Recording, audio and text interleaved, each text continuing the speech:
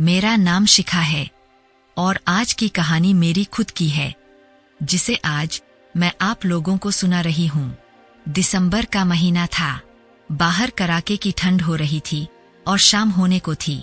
अंधेरा घिर आया था, लेकिन मैं फटाफट रसोई में हाथ चला रही थी, क्योंकि आज ननद और नंदोई जी आने वाले थे। अब ननद नंदोई जी आ रहे हैं, तो मौसी सास और मौसा जी भी आएंगे ही। वैसे भी अम्मा जी अपने मायके वालों को हर छोटे से छोटे काम में जरूर बुलाती है।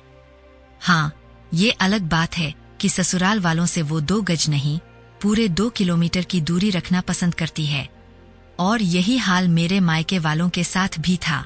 उन्हें तो बस खुद की बेटी और अपना मायका ही ज्यादा अच्छा लगता था।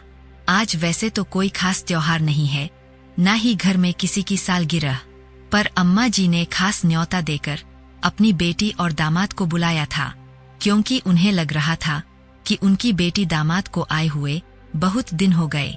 हाँ, ये अलग बात है कि अभी 10 दिन पहले ही तो आकर गई थी, और वैसे भी कौन सा अम्मा जी ने काम करना था।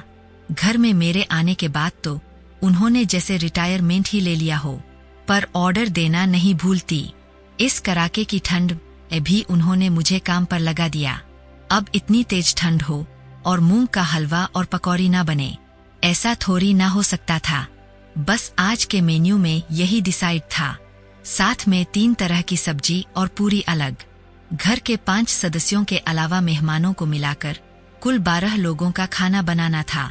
इसलिए मैं लगी हुई थी काम पर।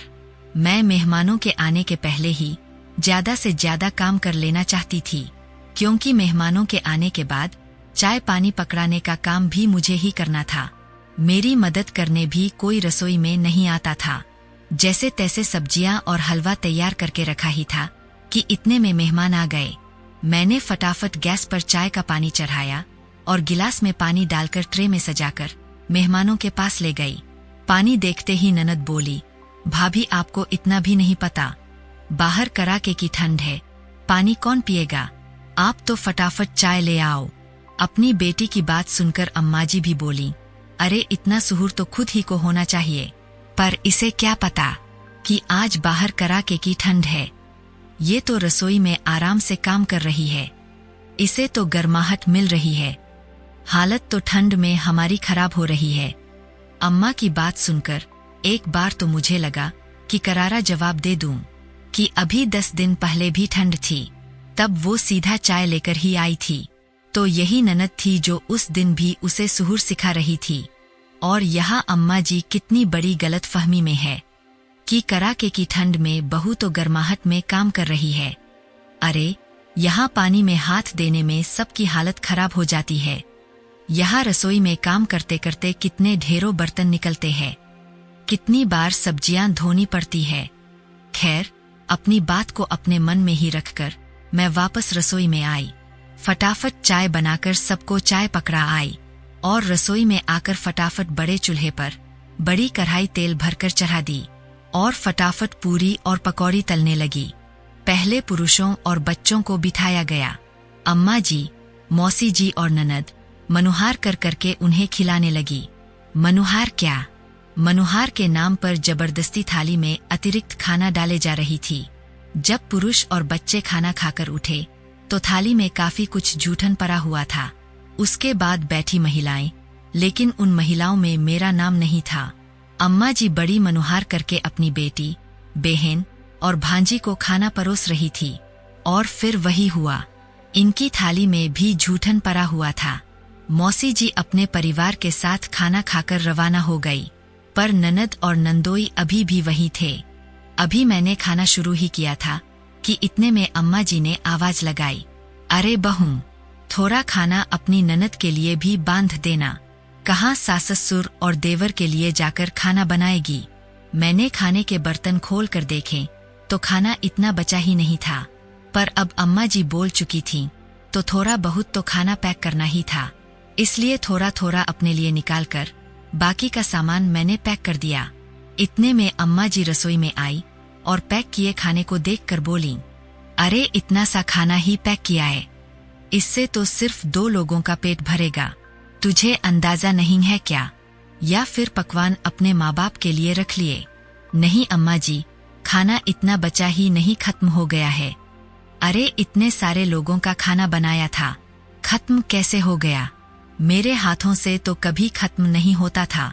इतने में अम्मा की नजर उस थाली पर पड़ी जिसमें मैंने अपने लिए थोड़ा थोड़ा खाना निकाल कर रखा था। उसे देखते ही अम्मा के माथे पर सिलवटें आ गई और मुझे डांटते हुए बोली, अलग से खाना क्यों निकाल रखा है?